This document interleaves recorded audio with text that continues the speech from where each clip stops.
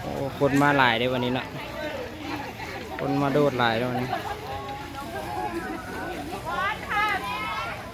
ต่อ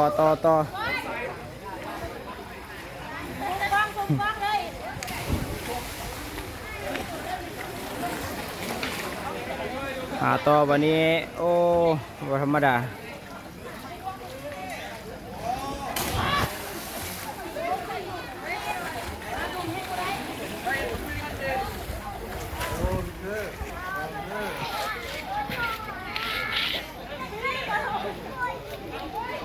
มีทั้งฝรั่งมีทั้งคนลาวคนไทยเต็มเลยเกาหลีญี่ปุ่นท่าโดดน้ำอันนี้มันญี่ปุ่นโอ้โหลงผิดคิวลูกนี่เออโอ้เบิ่งสาวนี่สิโดดวะนี่โอ้จักสิเก็บอย่างเดียวแหละโอ้เราคือว่าเก่งเลยวะรวมช็อตเด็ดก็จะโดดน้ำมาคุณต่อมาวันนี้มาเลยเกียมโต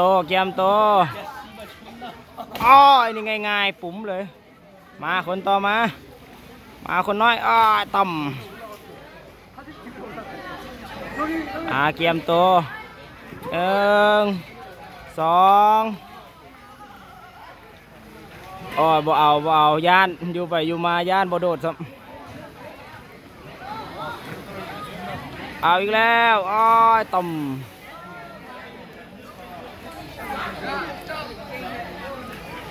เกียมโตผู้ต่อมาโดดวันนี้แล้ว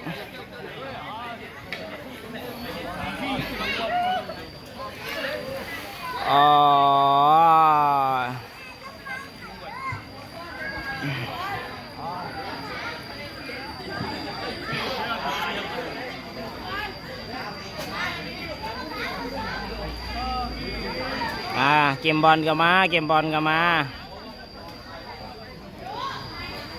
ลน้ำตาลมารวมช็อตเลยคนที่โดดบอลลอยน้ำทำภูคำทีมงานเขากำลังจะขึ้นไปโดดนะวันนี้เนาะไปแล้วเกียมโต1 2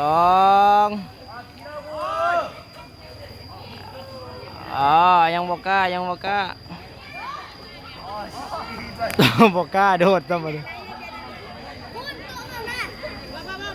โอ้ยนั่น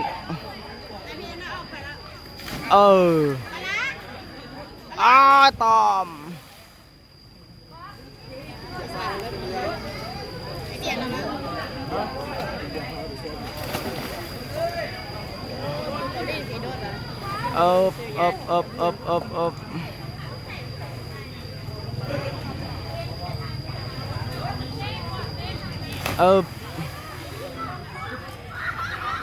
มาแล้ว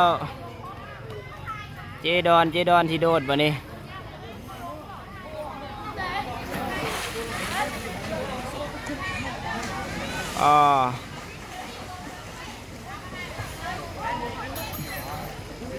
เกียมโตสั้น2เกียมโต1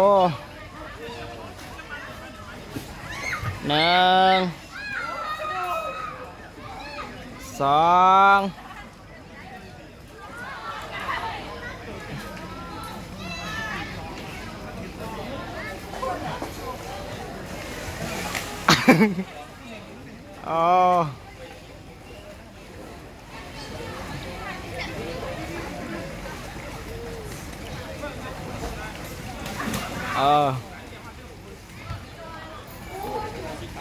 ยังโบกล้าโดดนะวันนี้เนาะ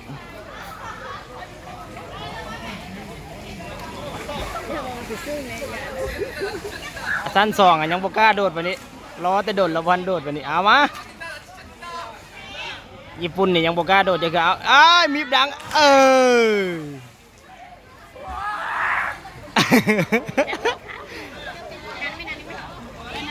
ห้องดูฟัง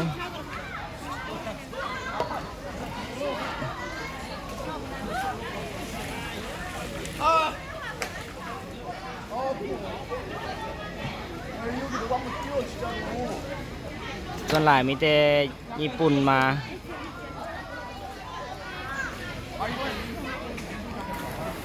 เออ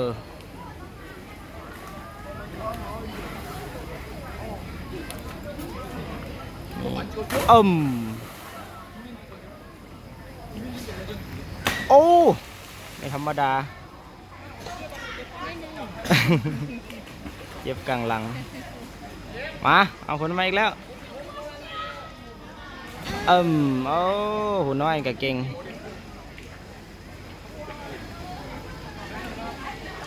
นะ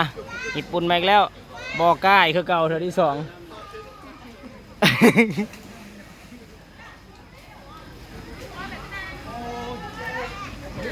โอ้ยคือโดดง่ายได้พูดนั่นนะลงมาเฉยเลยโอเคคลิปการโดดก็ถือว่าจบไปเท่านี้เนาะเอาขอบใจ